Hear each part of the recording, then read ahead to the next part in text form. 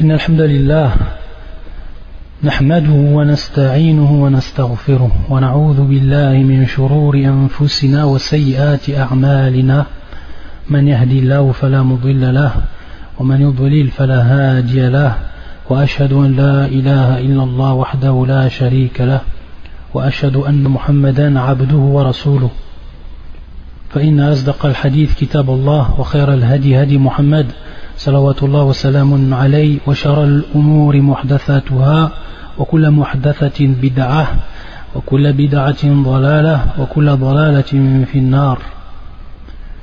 Le mois du Ramadan, c'est un mois du repentir. Et tout le monde le sait, que l'homme, de par sa faiblesse, tombe dans le péché. Et cela est inéluctable. La boud min dhalik, amran hatman. C'est-à-dire que c'est une chose qui est obligatoire pour l'homme. Il est obligé de tomber dans le péché, l'homme. Et il est même indiqué dans un hadith authentique que si l'homme n'avait pas tombé dans le péché, Allah Azza wa Jal, subhanahu wa ta'ala, aurait créé d'autres hommes qui eux auraient tombé dans le péché et qui seraient repentis à Allah Azza wa Jal, qui auraient fait acte de repentir. Parce que c'est ça le but, c'est que l'homme se repent. Et on va voir quelle est l'importance du repentir par rapport à l'islam. Et pourquoi on en parle durant ce mois-là, le mois du Ramadan, plus précisément. Donc l'homme il tombe dans le péché. Cela est inéluctable. Et également, on va voir en l'homme un manquement aux obligations. Et ça apparaît également chez beaucoup de personnes, pour ne pas dire la plupart. Un manquement également aux obligations. Taqsir. Mais alhamdulillah, de par cette religion qu'Allah Azza wa Jal a parachevé sur nous, de par la descente de son Coran et de par la sunna de son prophète salawatullah wa salamun alayhi, on sait qu'Allah il a ouvert les portes, il nous a ouvert des portes de par sa miséricorde qui est immense. Et ces portes-là qui vont nous permettre de nous nettoyer de ces péchés et de ces souillures. Wallahu musta'an. Et parmi ces portes qu'Allah Azza wa Jal il a ouvertes, le repentir. Et le moment est propice, très propice, durant le mois du Ramadan. Lorsqu'on sait que le prophète sallam, dans le hadith authentique rapporté par l'imam al-Bukhari et l'imam Muslim, nous dit Idha ja'a Ramadan, lorsque le mois du Ramadan il vient, Futtihat abwabul jannah, les portes du paradis sont ouvertes. Et dans une autre version qui est rapportée, elle, par l'imam Muslim, Futtihat abwabur rahmah, les portes de la miséricorde sont ouvertes. Ces portes du paradis et ces portes de la miséricorde sont ouvertes durant le mois du Ramadan. Futtihat abwabul jannah wa ghulliqat abwabun niran, et les portes de l'enfer ont été refermées. Wa suffidat ash-shayatin, et les shayatin, les djabs, ils sont enchaînés bis-salasil, c'est-à-dire par des chaînes. Donc c'est un moment qui est propice de par ce hadith, un moment très propice pour l'homme pour qu'il revienne à Allah Azza wa Jal durant ce mois-là et qu'il fasse une tauba qui va être sincère. Et il dit Allah Azza wa Jal dans son Coran Huwa alladhi yaqbalu at-tawbata an ibadihi wa ya'fu an as-sayyi'at wa ya'lamu ma taf'alun. Wa huwa alladhi yaqbalu at-tawba, et c'est lui qui agrée de ses serviteurs le repentir. وهو الذي يقبل التوبة عن عباده ويعفو عن السيئات, et pardonne les mauvaises actions. ويعلم ما تفعلون, et c'est ce que vous faites. Et Allah Azza wa Jalla également il dit في كتابه ومن يعمل سوءا أو يظلم نفسه ثم يستغفر الله يجد الله غفورا رحيما. Quiconque agit en mal ou fait du tort à lui-même أو يظلم نفسه ثم يستغفر الله, puis aussitôt implore d'Allah le pardon, يجد الله غفورا رحيما, il trouvera alors Allah pardonneur et miséricordieux. Trouvera Allah pardonneur et miséricordieux. Et il dit également Allah subhanahu wa ta'ala أفلا يتوبون إلى الله ويستغفرونه والله غفور رحيم. Ne vont-ils donc pas se repentir à Allah et implorer son pardon, car Allah est pardonneur et miséricordieux. Regardez tous ces versets qui nous invitent à revenir à Allah Azza wa Jal. Et lorsqu'on sait que les portes du paradis sont ouvertes durant ce mois béni, alors en profiter pour pouvoir se repentir d'une manière sincère devant Allah Azza wa Jal. Allah Azza wa Jal dit également: قُلْ يَا عِبَادِيَ الَّذِينَ أَسْرَفُوا عَلَى أَنفُسِهِمْ قُلْ يَا عِبَادِيَ الَّذِينَ أَسْرَفُوا عَلَى أَنفُسِهِمْ لَا تَقْنَطُوا مِنْ رَحْمَةِ اللَّهِ إِنَّ اللَّهَ يَغْفِرُ الذُّنُوبَ جَمِيعًا إِنَّهُ هُوَ الْغَفُورُ الرَّحِيمُ قُلْ يَا عِبَادِيَ الَّذِينَ أَسْرَفُوا عَلَى أَنفُسِهِمْ. Dis ô mes serviteurs qui avez commis des excès à votre propre détriment. La taqnatu min rahmatillah, c'est-à-dire ne désespérez pas de la miséricorde d'Allah. Ne désespérez pas de la miséricorde d'Allah. Inna Allah yaghfiru dhunuba jami'a. Allah Azza wa Jal, certes, Allah Azza wa Jal, c'est celui qui pardonne les péchés, tous les péchés, jami'an. Innahu wal ghafurur rahim. Comment on comprend ce verset? Dans un premier temps, on a at-targhib wal-hath ala at-tawba wal-istighfar. C'est-à-dire que dans un premier temps, à travers ce verset, on va trouver qu'Allah Azza wa Jal nous incite à demander pardon à Allah Azza wa Jal et à faire acte de repentir. Et Ibn Abbas disait à propos de ce verset d'autres, radiyallahu ta'ala anhuma, Man ayyasa ibadallah min at-tawba ba'da dhada, faqad jahada kitab Allah Azza wa Jal. Il disait ceux qui ont désespéré, les esclaves d'Allah Azza wa Jal, de cette tawba, de se repentir après cela, alors il a certes rejeté, réfuté le livre d'Allah Azza wa Jal, le Très-Haut. Allah Azza wa Jal, c'est lui qui pardonne tous les péchés. Mais comment il pardonne tous ces péchés, Allah Azza wa Jal? Est-ce qu'il pardonne tous ces péchés sans même tawba? Ou est-ce qu'il nous faut un repentir pour ces péchés? Et quels sont les péchés qu'il pardonne sans tawba et ceux qu'il pardonne avec tawba? Pour ce qui est de ce verset, bien entendu,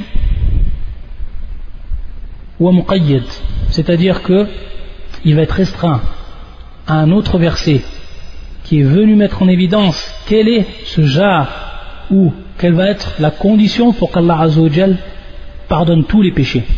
Et c'est le verset suivant. Wallah Azza wa Jal yaqul wa inni la ghaffar, c'est-à-dire que je suis le très pardonneur, celui qui pardonne beaucoup. La ghaffar, wa inni la ghaffar liman taba wa amana wa amila salihan thumma ihtada. Je suis le très pardonneur. Liman, pour qui? Regardez le verset ici. Liman, pour qui? Liman taba, pour celui qui se repent. Wa amana wa amila salihan, et qui a cru et fait de bonnes œuvres. Wa amila salihan thumma ihtada, qui a suivi le droit chemin. Wa inni la ghaffar, je suis le très pardonneur. Et bien entendu ici, comme cela est connu, les savants divisaient les péchés en deux catégories pour ce qui est de leur importance. Al-kaba'ir wa as-sara'ir, c'est-à-dire les grands péchés et les petits péchés. Pour ce qui est des petits péchés, il faut savoir que les bonnes actions parmi ceux qui yukaffir as-sara'ir, c'est-à-dire parmi ceux qui expient les petits péchés, en plus bien entendu de la demande de pardon à l'istighfar, ce sont des bonnes actions. Comme il est venu dans le hadith qui est authentique, qui est rapporté par l'imam Muslim, يقول النبي صلى الله عليه وسلم الصلوات الخمس والجمعة إلى الجمعة ورمضان إلى رمضان مكفرات لما بينهن إذا اجتنبت الكبائر. C'est-à-dire que الصلوات الخمس, les 5 prières que l'on va faire, donc on fait nos 5 prières, et entre eux, chaque prière, on va faire des péchés, on va tomber dans le péché, l'homme va tomber dans l'erreur. Ces prières que l'on va faire, tukaffir, c'est-à-dire qu'elles vont bien entendu expier ce qui s'est passé entre ces prières. Par exemple, entre le dhuhr et le asr, comme péché. Bien sûr ici les petits péchés. Les péchés mineurs, comme cela va être détaillé à la fin du hadith, bin-nass al-hadith. As-salawatul khams, les 5 prières. Wal-jumu'atu ila al-jumu'ah, également la prière du vendredi. C'est-à-dire entre les 2 prières du vendredi, les péchés qui sont passés entre ces 2 prières. C'est-à-dire du vendredi au vendredi prochain. Allah Azza wa Jalla également, il va, de par l'acquittement et de par l'accomplissement de cette obligation, il va également pardonner les péchés, les petits péchés. Wa Ramadan ila Ramadan, et également ici, ce qui est cité dans le hadith, c'est le mois du Ramadan jusqu'au mois du Ramadan. C'est-à-dire ce mois-là et le mois qui est passé d'avant. Le mois qui est passé d'avant, jusqu'à ce mois-là, ce qu'il y a eu entre les deux, Allah Azza wa Jal, si cela a été accompli, bien entendu, ces obligations ont été faites à la loi al-matloub, c'est-à-dire qu'elles ont été faites comme il se doit, comme elles ont été demandées, suivant la législation, et suivant une niya saliha, une bonne intention, alors elles permettent de pardonner ce qu'il y a entre les deux. Mukaffiratun lima baynahunna, donc elles expient. Tout cela expie ce qu'il y a entre elles, bien entendu, par rapport à la durée. Idha ijtunibat al-kabair, donc ici une condition qui va être dite et dictée par le prophète sallallahu alayhi wa sallam, idha ijtunibat al-kabair, lorsque les grands péchés sont écartés. Lorsqu'on s'est écarté donc des grands péchés. Donc le hadith il est wadih, très clair et très explicite, et l'on comprend à partir de lui que cela concerne les petits péchés. Comme dans le verset que l'on a lu,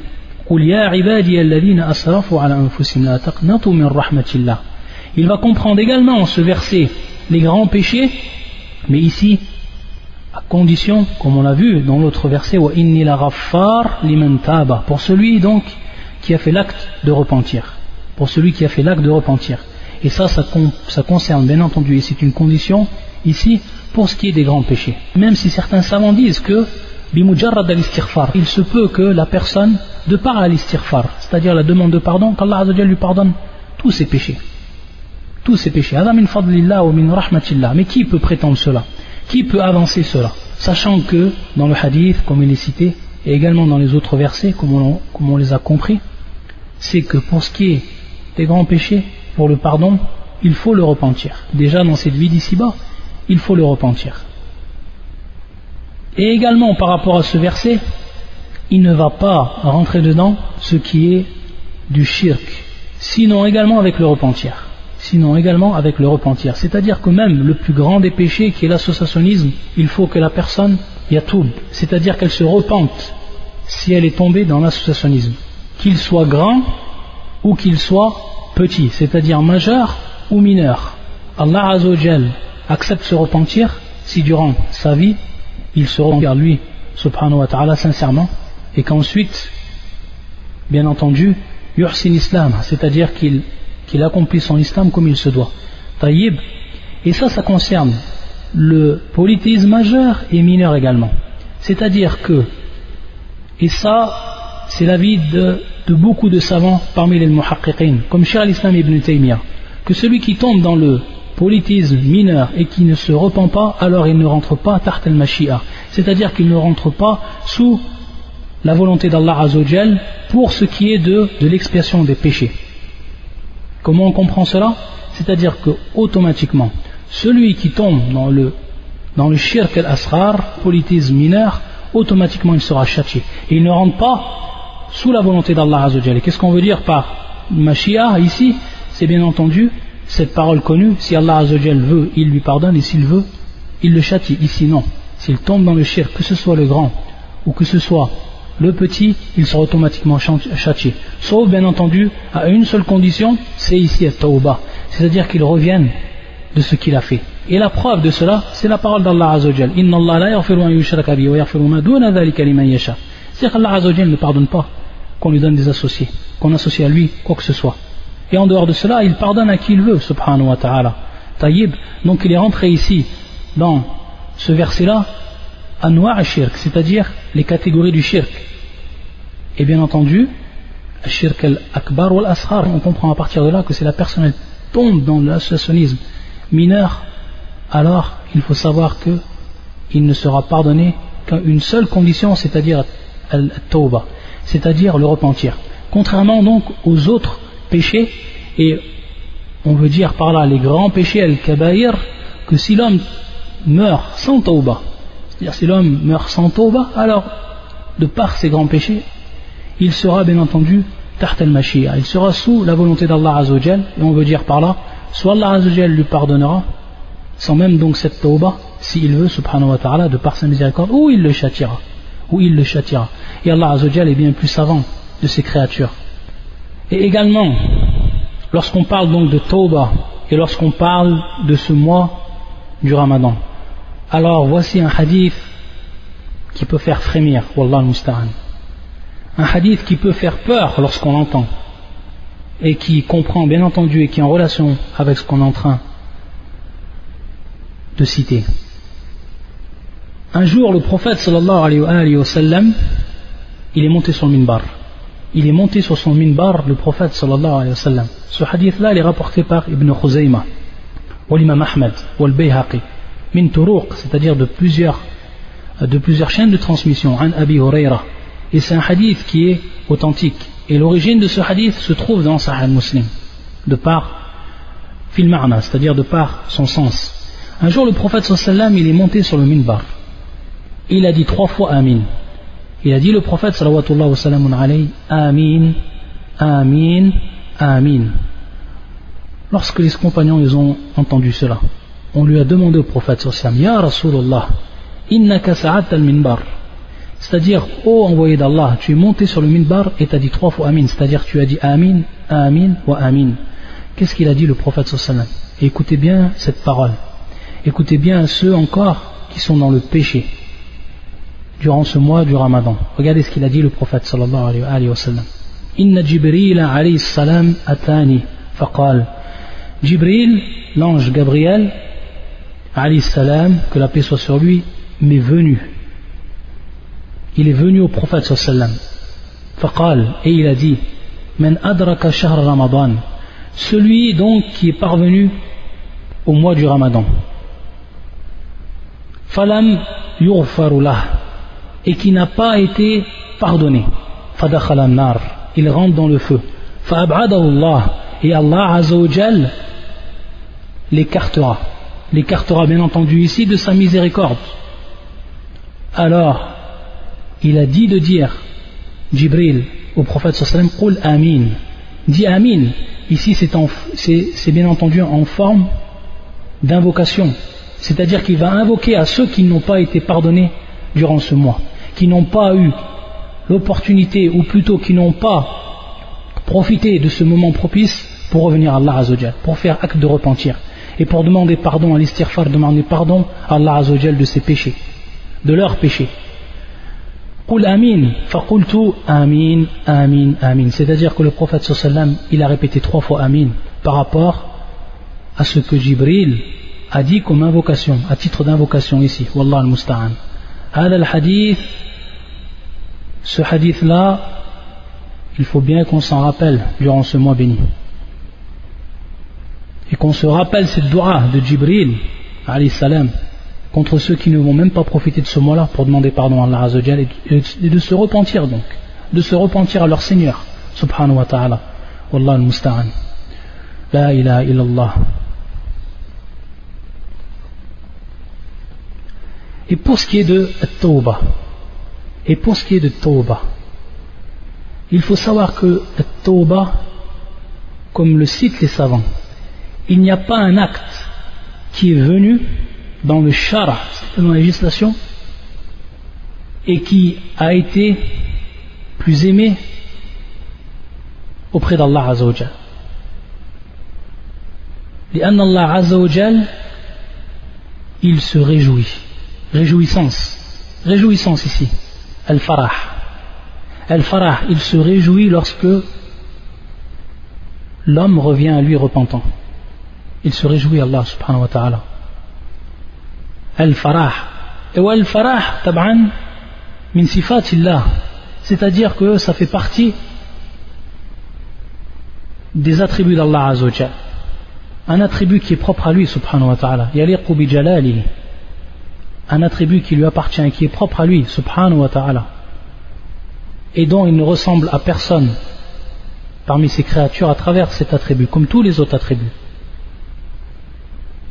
Et tout le monde connaît ce hadith qui est rapporté par l'imam Muslim. Mais ici, à titre de rappel, pour qu'on se rappelle comment Allah Azza wa Jal, il aime cette tawbah, et comment ce hadith il est venu pour nous expliquer comment cet acte il va être accueilli par Allah subhanahu wa ta'ala. Et tout le monde sait, lorsqu'une des personnes, comme nous l'a informé le prophète sallallahu alayhi wa sallam, s'est perdu dans le désert et qu'il a perdu sa monture, et que sous sa monture il y avait bien entendu az-zad, c'est-à-dire ce qu'il a emporté comme nourriture, comme boisson, ce qu'il avait besoin bien entendu durant son voyage, az-zad. Qu'est-ce qu'il a dit quand il lui est arrivé cela? Il a dit arji'u ila makani alladhi kuntu fihi anam hatta amut. C'est-à-dire je vais revenir donc à l'endroit où j'étais avant que je perde ma monture et que je dors jusqu'à que je meure. C'est terminé, je suis dans le désert, terminé.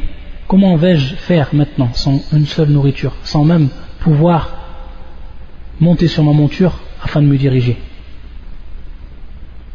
Regardez comment il a pensé, que c'est terminé. Donc il a vu al-halak, il a vu la perdition devant lui, il a vu la mort devant lui. Pour bien comprendre ce hadith. Après qu'il dort, فَإِسْتَيْقَظَ وَعِنْدَهُ رَاحِلَةُ وَعَلَيْهَا زَادُ وَطَعَامُ وَشَرَابُ. Lorsqu'il s'est réveillé, alors qu'il croyait que c'était fini pour lui, il va voir devant lui sa monture. Et sur sa monture, il va voir donc sa nourriture. Il va voir la boisson telle qu'elle était auparavant devant lui. Regardez donc comme il va être joyeux. Regardez la réjouissance qu'il va sentir. Est-ce qu'on peut ressentir une réjouissance plus forte que cela à ce moment-là? Qu'est-ce qu'il nous dit le prophète sallallahu alayhi wa sallam? Fallahu ashaddu farahan bi tawbati al-abdi al-mu'min min hadha bi rahilati wa zadi. Subhanallah. Il nous dit le prophète sallallahu alayhi wa sallam qu'Allah azza wa jal est encore plus heureux, ou il se réjouit encore plus, Allah azza wa jal, de par le repentir de son serviteur le croyant, que celui-là, que cette personne-là, lorsqu'elle s'est réjouie au moment bien entendu où elle a trouvé sa monture. Et cette riwaya, cette version, elle se trouve auprès de l'imam Muslim. Regardez donc comment le tawbah il est accepté auprès d'Allah azza wa jal. Et on ne voit pas un acte qui a été accueilli de telle façon auprès d'Allah azza wa jal parmi le Coran et la Sunna, comme l'ont précisé les savants. Donc tawbah amrun azim, c'est-à-dire que c'est une affaire c'est un point, c'est une chose, c'est une adoration qui est immense, la tawbah. Et pour ce qui est de tawbah, bien entendu, pour ce qui est de cette tawbah, elle a des conditions, cette tawbah, pour qu'elle soit acceptée. Maintenant, ce qui nous intéresse, lorsqu'on sait que cette tawbah-là, il faut la faire à tout moment, et encore plus durant le mois du Ramadan, où ici c'est encore plus appuyé, c'est-à-dire son accomplissement, alors il faut savoir qu'elle a des conditions, la tawbah. Et que ces conditions que l'on cite, et qui sont au nombre de 3 de façon générale, c'est-à-dire donc pour la tawbah qui est de façon générale, et qui est bien entendu au moment où elle est encore acceptable. C'est-à-dire qu'on sait que la tawbah ne sera plus acceptable au moment où l'âme sort de l'homme, au moment de ce qu'on appelle al-gharghara, et également au moment où tatla ash-shams min maghribiha, c'est-à-dire au moment où le soleil va se lever de son orient. À ce moment-là, on le sait, la tawbah ne sera plus acceptée. Ça, c'est pour ce qui est du temps. Mais de façon générale, la tawbah, elle a 3 conditions. Elle a 3 conditions qui sont en relation avec les 3 temps. Et on veut dire par les 3 temps le présent, le passé et le futur. Le présent, le passé et les futurs. C'est-à-dire que cette tawbah, elle est en relation avec ces 3 temps. Pour ce qui est du présent, et la première condition qui est demandée, c'est al-iqla' an al-ma'asi ou an al-ma'siyah, c'est-à-dire que la personne délaisse le péché avant donc de commencer cette tawbah et qu'il s'en écarte. Ça c'est al-iqla', et bien entendu ça c'est fil hal, ça c'est dans le présent, dans le moment même où je ferme ma tawbah, il faut que j'arrête ce péché totalement. Al-iqla' an hadhihi al-ma'siyah. Ça c'est la première condition et qui concerne le présent. La deuxième condition qui va elle être propre au passé, fil madi, an-nadam, c'est-à-dire qui est le regret. An-nadam qui est le regret, c'est-à-dire regretter de manière sincère ce péché que l'on a accompli durant le passé. Donc on voit bien ici que ça revient au passé. Ce qu'on a fait dans le passé ici, en avoir le regret sincère. Et bien sûr ici, Adam min a'mal al-qulub, comme également la troisième condition que l'on va voir, Adam min a'mal al-qulub, c'est-à-dire ça fait partie des actes que le cœur il va faire. Le regret, c'est un acte du cœur. Ça c'est pour le passé. Donc regretter, sincèrement. Et fil mustaqbal, c'est-à-dire dans le futur, al-azm an la ya'ud, c'est-à-dire la ferme volonté, une décision ferme de ne plus y revenir, de plus revenir à ce péché. Et également ici al-azm min amal al-qulub, c'est-à-dire également c'est un acte du cœur. Donc ça c'est fil mustaqbal, c'est pour le passé, et qui est donc al-azm, la ferme volonté de ne plus y revenir. Ça c'est les trois conditions. Et bien entendu l'autre condition également qui est citée et qui est plus particulière, c'est dans le cas où on a par exemple pris le bien d'une personne ou autre, alors, et qui est bien sûr considéré comme un péché, alors bien entendu lui rendre ce qui a été pris. Ça, c'est une des conditions qui est particulière, suivant bien sûr un cas qui est particulier. Sinon, de façon générale, c'est trois conditions. Et il faut savoir, et c'est un point qui est important également, et ça on pourrait le faire rentrer dans les erreurs que font les personnes par rapport à la tauba. Les erreurs, les grandes erreurs que font les personnes par rapport ou ce qui est en relation avec la tauba. C'est cette première erreur, et ça bien entendu, c'est une grande erreur. Et beaucoup de gens, à cause de cela, ils ne font pas tauba. C'est qu'est-ce qu'ils se disent? Ils se disent, peut-être que maintenant je fais tauba, mais j'ai peur en fait, de par ma faiblesse, de retourner dans ce péché. Regardez un petit peu. C'est-à-dire que la personne, elle ne fait pas sa tauba tout simplement parce que son âme lui dit, si tu fais maintenant cette tauba, tu es faible, peut-être que tu vas encore retourner dans ce péché. Donc à quoi bon sert cette tauba? Il faut savoir que si les trois conditions elles sont réunies, et notamment et plus particulièrement la troisième condition qui est la azm, c'est-à-dire la ferme volonté à ne plus y revenir à ce péché-là, ou au moment où on a fait notre tauba, alors notre tauba elle est acceptée comme telle.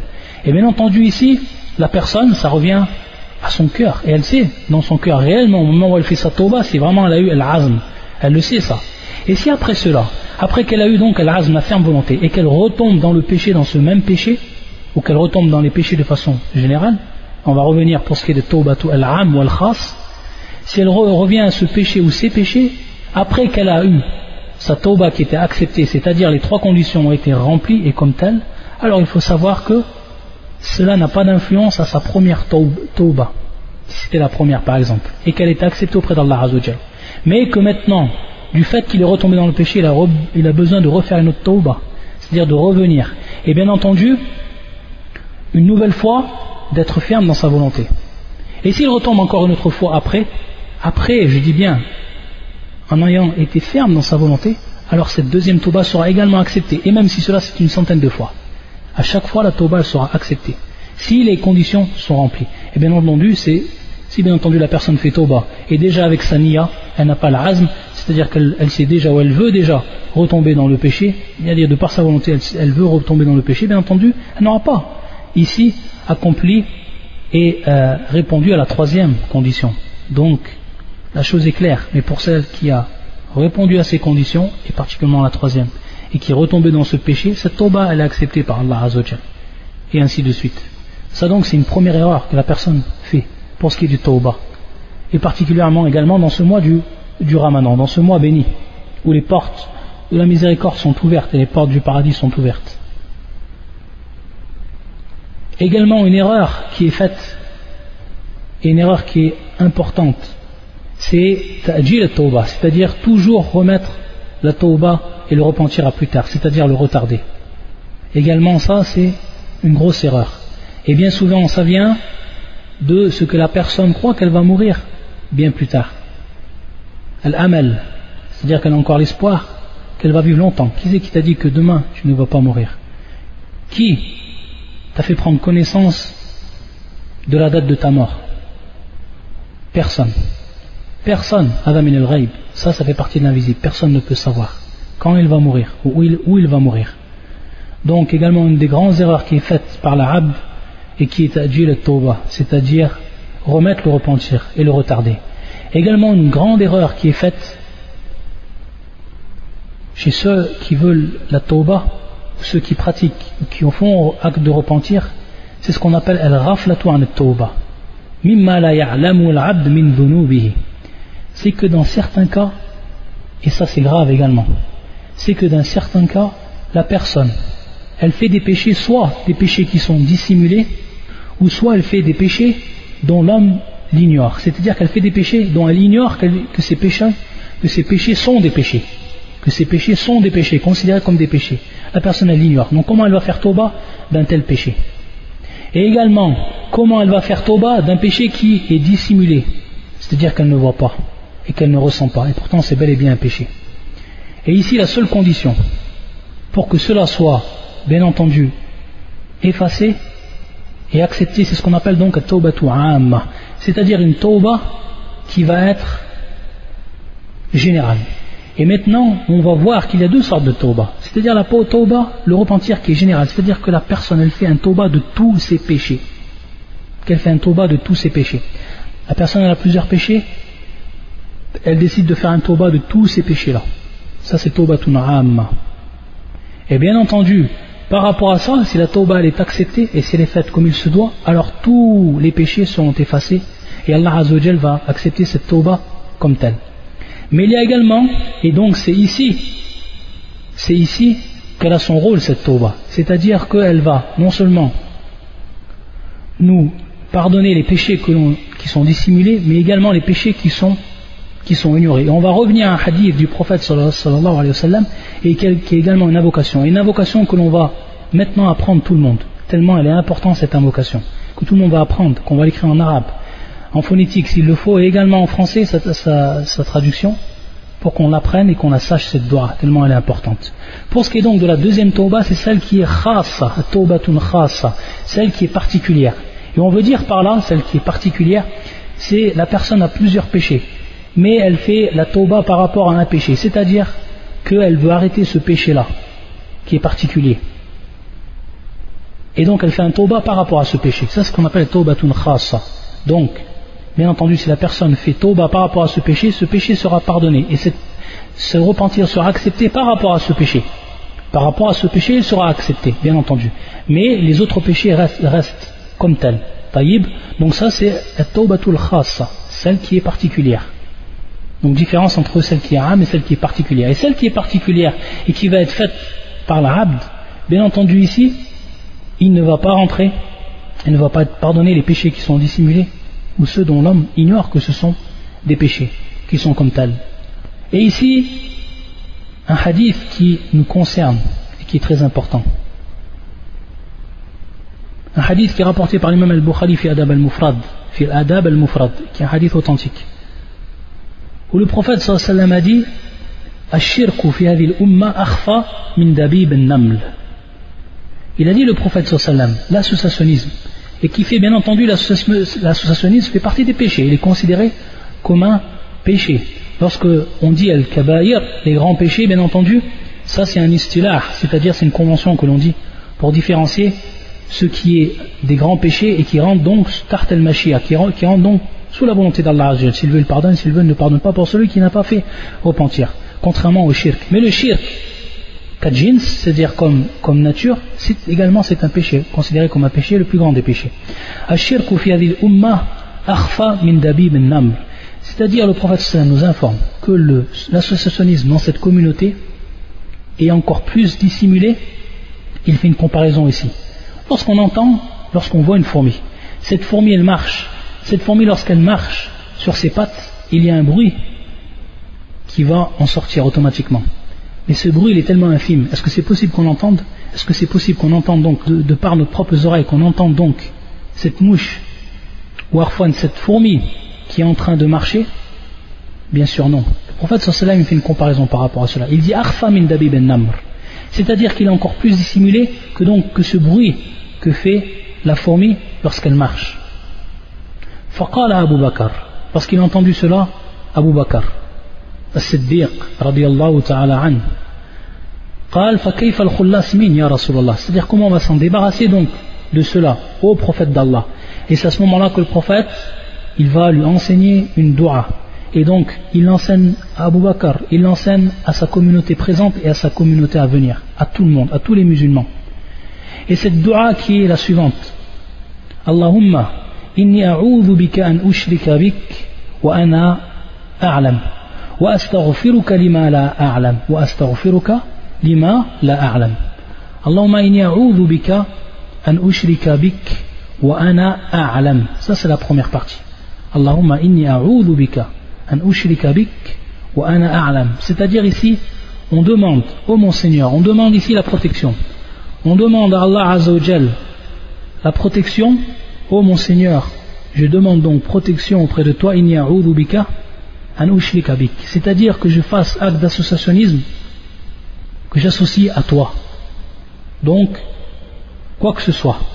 An ushrika bik wa ana a'lam.